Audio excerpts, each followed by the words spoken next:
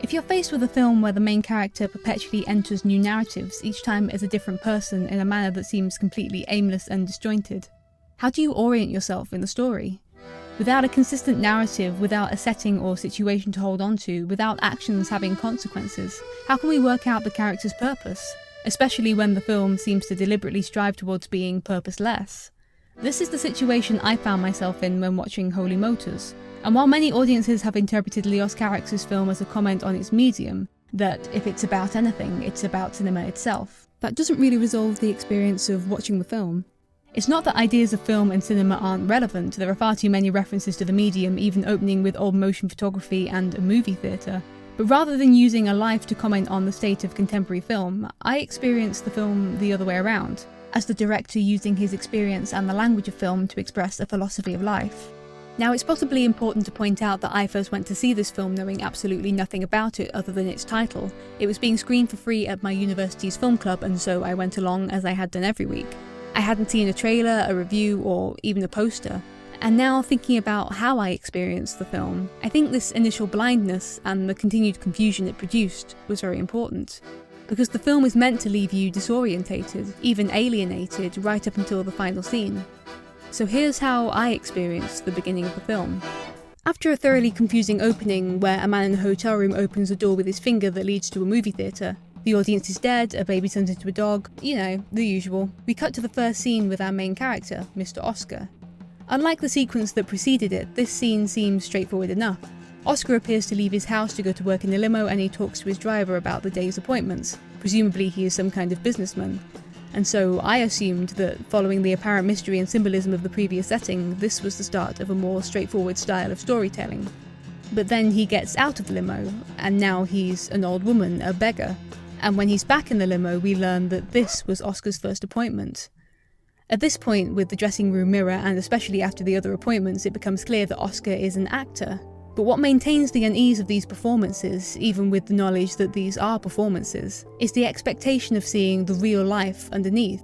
An expectation that is teased but never really met. For most of the film, I held on to the expectation that after finishing his appointments, Oscar would go home.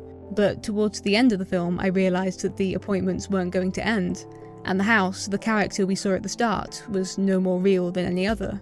So what was the purpose of any of it? In response, I felt the film offered a question of its own. What's the purpose of anything? And this brings us back to the title itself, the word holy alluding to religion, the very thing that used to provide us with meaning. And while maybe it still does for a lot of people in the current Western ideology of modernism and postmodernism, our lives and our reason for living have become increasingly ambiguous. When Oscar discusses the reported lack of enthusiasm in some of his recent performances, he gives this explanation. Je regrette les caméras.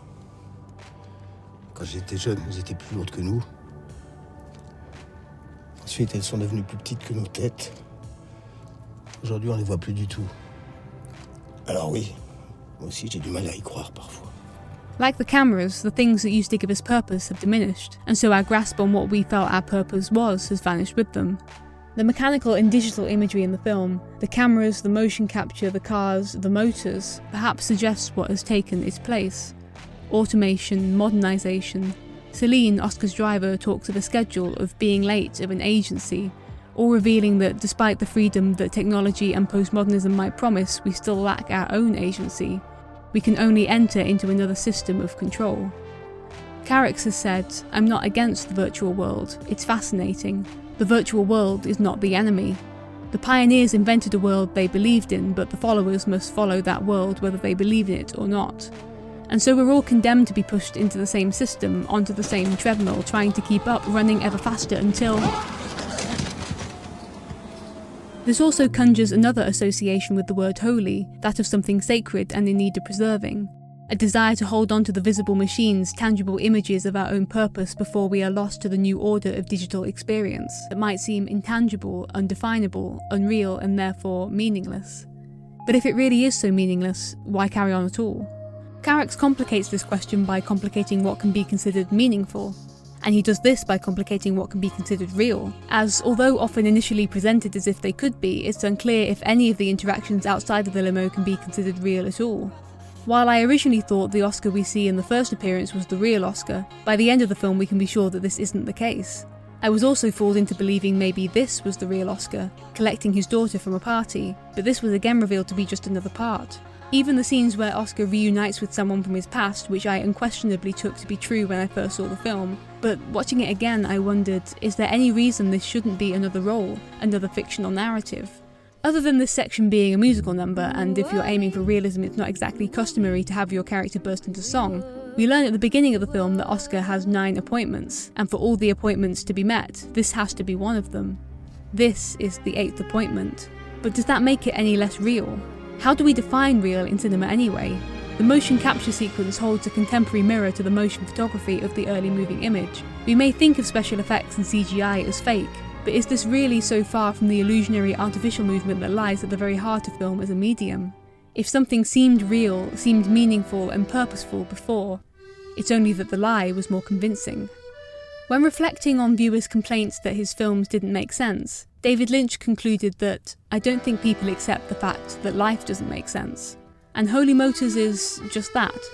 We may ask what's the point of Oscar's performances, but we might as well be asking what's the meaning of life, and we're not likely to be getting a conclusive answer to that anytime soon. But that doesn't mean that the film leaves us with nothing. Holy Motors isn't necessarily about an absence of purpose, but just a reconfiguration of it. Like the car's ability to see in thermal vision or night vision, there are other ways of perceiving the world that can reveal things in the darkness that maybe at first we couldn't see. Qu'est-ce qui vous pousse à continuer, Oscar? Je continue comme j'ai commencé. Pour la beauté du geste. The film seems to be built around tragedy, from the apparently dead audience at the start to the death of Carax's own girlfriend to whom the film is dedicated. But asking why we carry on, why we would continue in spite of this tragedy, this is the question the film is looking to answer. And it seems it's because of the joy of just living, the beauty of life, the beauty of the act, no matter how fleeting it might be.